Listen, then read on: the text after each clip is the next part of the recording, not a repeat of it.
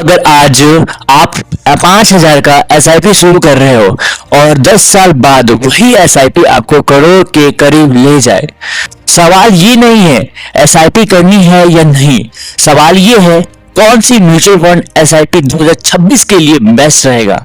मेरा नाम अर्जुन और आज मैं इस वीडियो में आपको बताऊंगा किस तरीके से कौन कौन सा एसआईपी आप कर सकते हो जो 2026 से और ज्यादा बूम करेगा आगे की। इस वीडियो में मैं आपको बताऊंगा 2026 के लिए best large mid cap mutual fund, कौन सा फंड बिगिनर के लिए सेफ है और कैसे आप एसआईपी के थ्रू लॉन्ग टर्म वेल्थ बना सकते हो।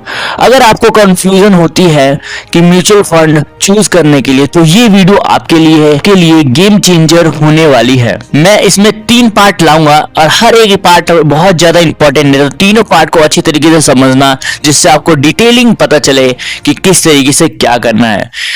Large cap mid cap fund क्या होता है, छोटी सी कहानी सुनो। मान लो आप बाइक चला रहे हो, लार्ज कैप स्टॉक और स्मूथ हाईवे पे चलता है, मिड कैप स्टॉक थोड़ा, और लार्ज कैप मिड कैप दोनों को परफेक्ट कॉम्बिनेशन होता है। इस कैटेगरी का फंड स्टेबिलिटी भी देता है, ग्रोथ भी देता है, लॉन्ग टर्म इन्वेस्टर के लिए आइडियल होता है। इसलिए 2026 और उसके बाद के लिए ये स्टॉक कैटेगरी गोल्ड जैसी है। 2 best large cap fund for 2026 के लिए।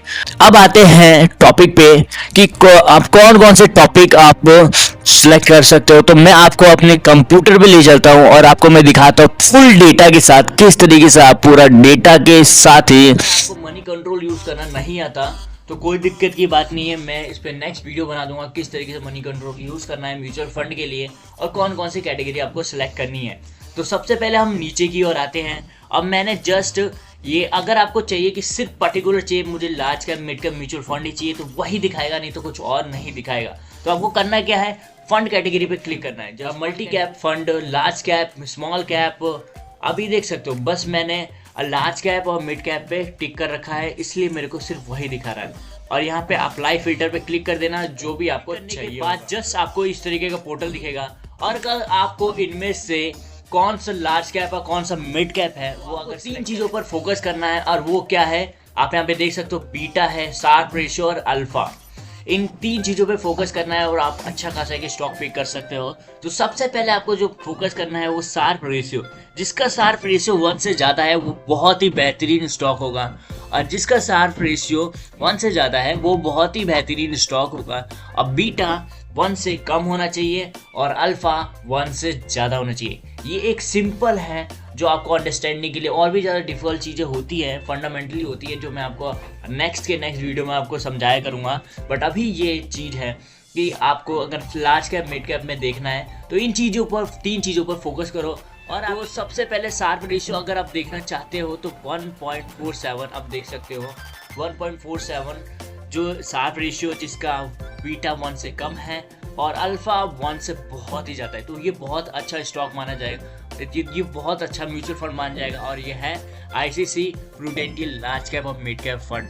अगर आप सेफ ग्रो करना चाहते हो तो इन फंडों में इन्वेस्ट करो। और दूसरा आप यहाँ पे देखिए 1.46 शार्प रेशियो है जो बहुत ही बेहतरीन है, जो अल्फा 5 तक जा चुका है और हमारा बीटा 1 से कम है। ये large cap mid cap fund बहुत ही बेहतरीन है, तो आप इन 2 में इन्वेस्ट कर सकते हो। अगर आपको चाहिए आप इनमें ऐसे ही चेक करके। Part 3 SIP strategy for 2026। अब सबसे इंपॉर्टेंट बात है स्ट्रेटजी। एसआईपी हमेशा लॉन्ग टर्म के लिए रखो, 7 से 10 साल के लिए।